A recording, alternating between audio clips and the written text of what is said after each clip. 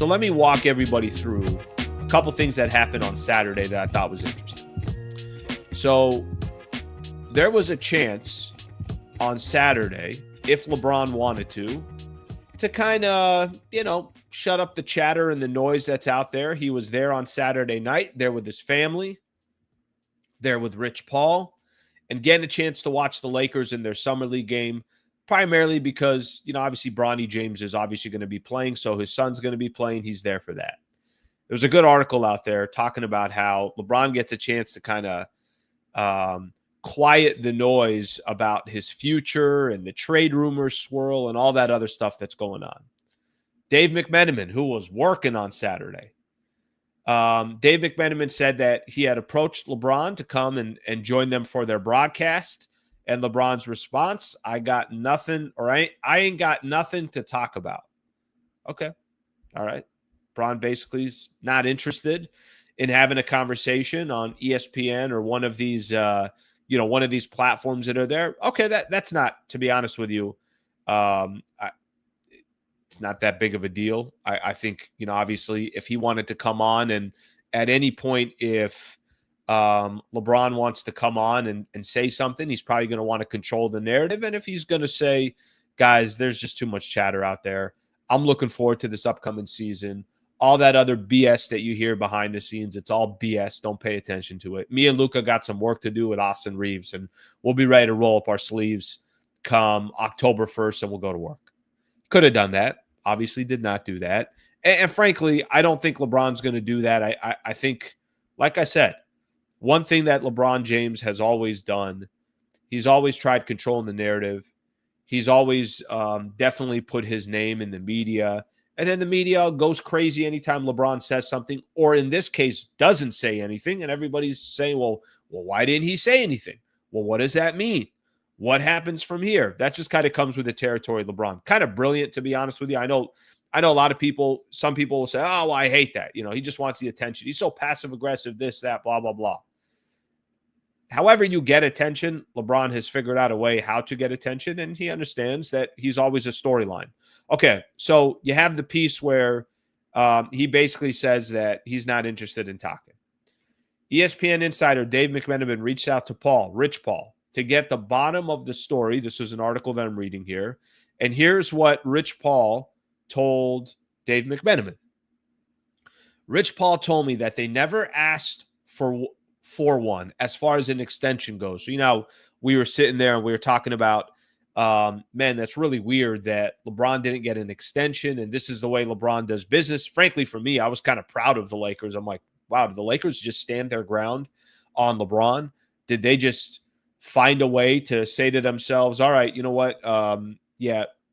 We're going to give you the 52.6 this year. We don't have a choice because it's your extension, but we don't want to do anything past this. We want to at least pump the brakes and kind of, weigh our options by the time this upcoming year is done. Well, Rich Paul said they never asked for an extension anyways. Okay.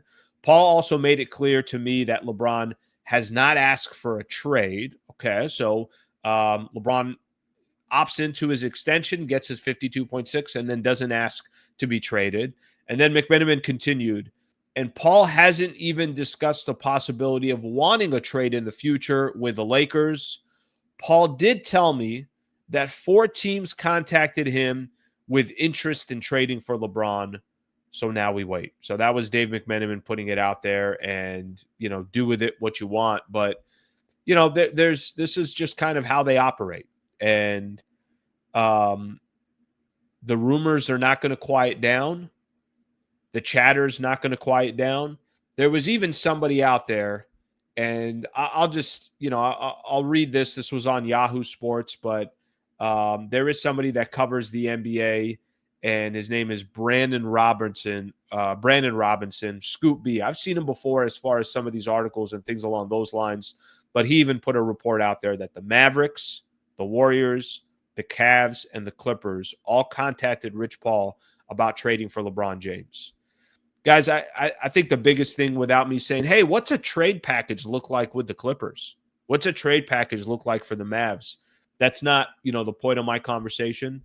But I think the point of the last couple of days, every opportunity for Rich Paul and for LeBron to basically say, you guys are writing and making stories about nothing, they are not really going out of their way to shut down the stories. And I get it. What are they supposed to do? They're supposed to go online every half hour and say, hey, there's this article out. We got to put out a statement. Hey, there's this article that just came out. Somebody just said this, and we got to make sure that we address it. No, it's not their job to do that.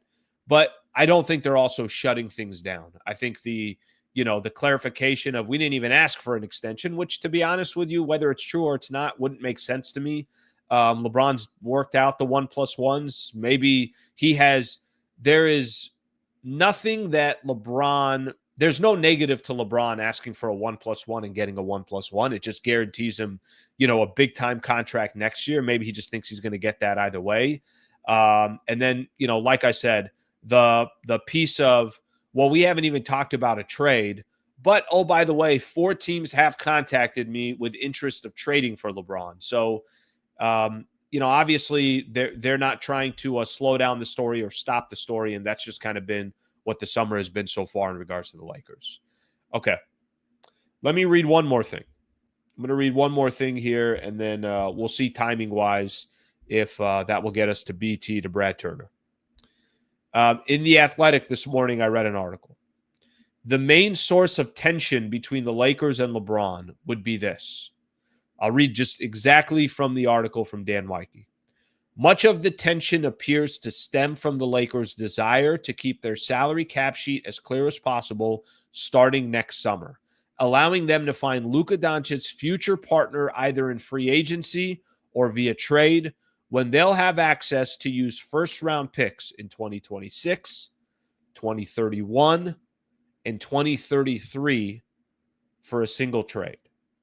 So basically what Dan Weike is saying is the fact that, and we talked a little bit about this on Friday, if you're the Lakers front office and you're running things and you have to make one of the two decisions, which one would you make? Go all in right now and trade Austin Reeves and trade your 2031 you have and trade Dalton Connect and trade, and I'm just saying Austin Reeves as in, trying to get as much value as you can back. Trade Rui Hachimura. Just basically put everything on the table without really guaranteeing that you're going to be a squad out there that is top 2 or top 3 in the league. And I think that's what would be happening with the Lakers. Or you could do exactly what this article is saying that they're doing, which sounds like the smarter move for the Lakers, the longer play for the Lakers. And I get it. People are going to say, but Al, LeBron's 40. He's going to be 41. You can't wait. But look at the Lakers over the last 5-6 years. Have they not pretty much put all their chips in the table every single year?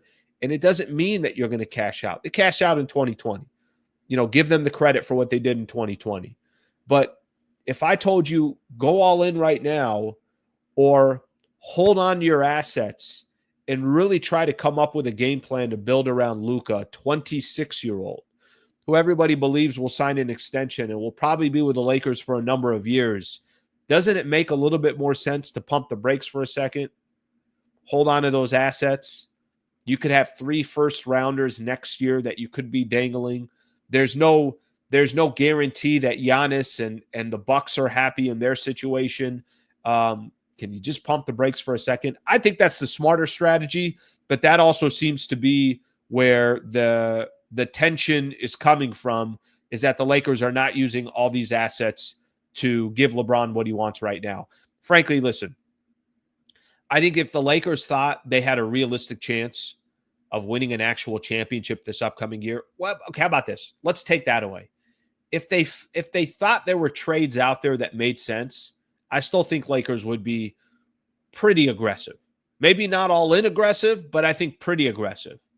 Then if they're not doing anything, then maybe that just lean towards the, obviously the idea and the concept that probably isn't something out there, or they just don't feel like now's the time to go all in. Okay, let's read a few of your comments here as we get things going. So just kind of recap that one real quick. You had Bron basically saying, no, I'm good, ESPN. I'm not trying to talk to you guys during Summer League. You got Rich Paul talking to Dave McMenamin. We didn't even want an extension. Nobody asked for a trade, but there were 4 teams that contacted us about a trade. Then there's the main source of tension, like I talked about, that they want presumably they would want the Lakers to use these assets right now while they have LeBron. And then the last thing that I mentioned here, I think LeBron is sitting back there and he's saying, hey, this is going perfectly as planned. Because all freaking summer, free agency for the last couple weeks, everyone's talking about me. I'm the headlines of the NBA 23 years into the league, or 22 years into the league, as he gets ready for his 23rd season. Thank you very much for watching the clip. Just want to give a shout out here to one of our partners, the Wallace Firm. They are official injury attorney of the Sliwa Show and Hoops Talk, the entire channel. If you are ever in a need, and I hope you're not, but some type of serious injury with yourself or a family member of yours, I would like to personally help you by introducing you to the best in the business, Brad Wallace and the Wallace Firm.